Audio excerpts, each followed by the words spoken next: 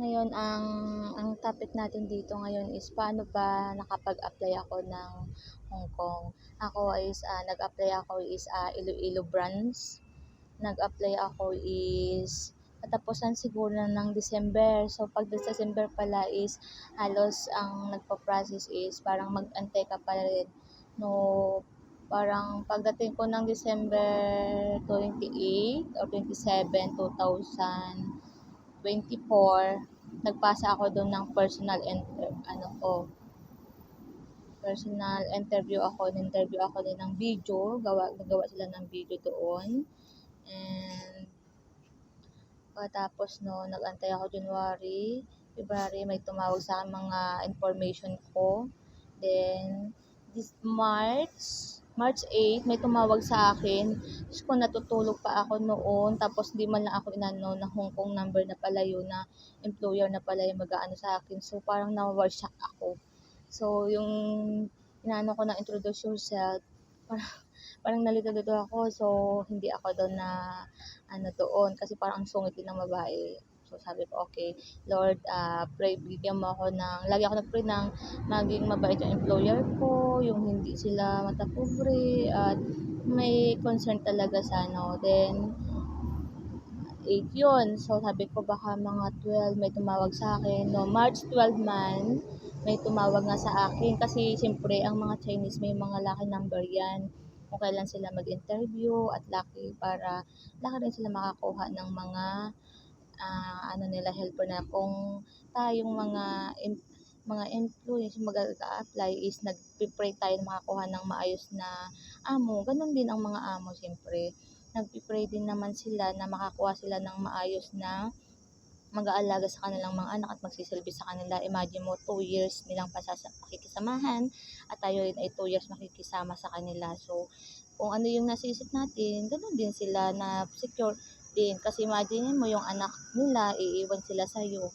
Paano kung nakuha rin pala nila isalbahe? Kaya marami rin na-terminate dito kasi nga is pag nag-abroad ka, kailangan is mahaba yung pasensya mo dito kasi kung walang kang pasensya, mainit ang ulo mo, ang mga bata dito sobrang mga sila, utu-utuin mo lang.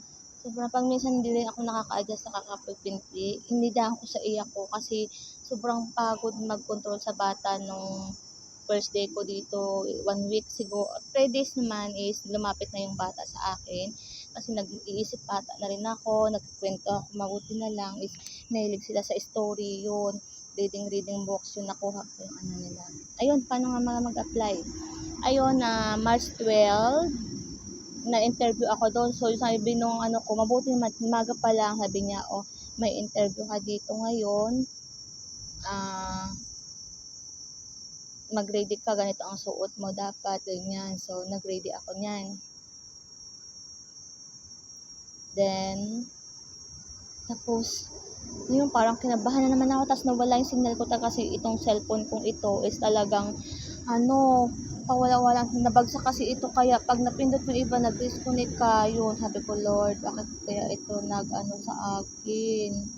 Sabi ko, Lord, bakit nasira yung cellphone ko?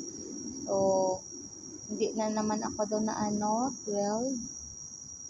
Tapos, pagdating ng 14, naman, nanghiram ako ng cellphone sa biyanan ko.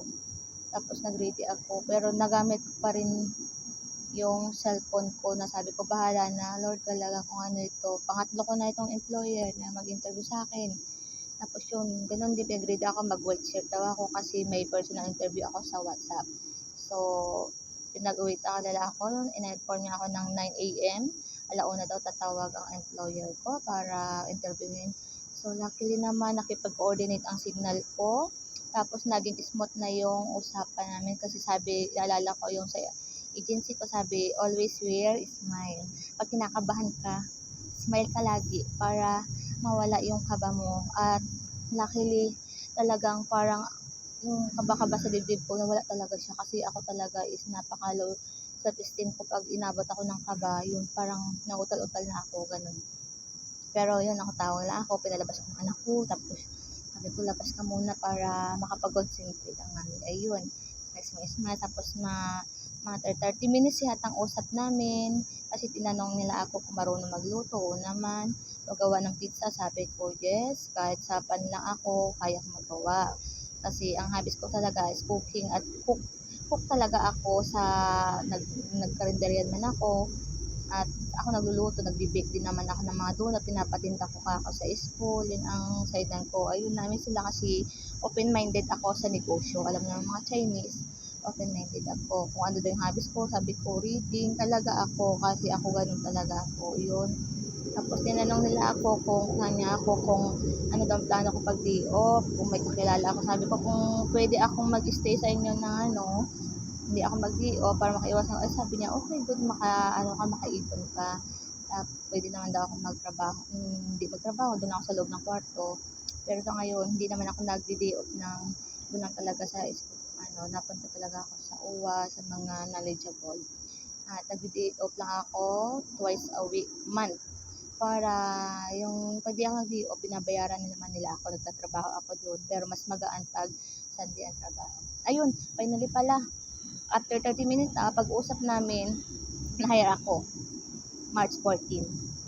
15, 16, 17, 18, 19, 20, 20, 21. Almost 1 week ako hindi sabi, sabi nung agency ko, very late ka na, anong nangyari?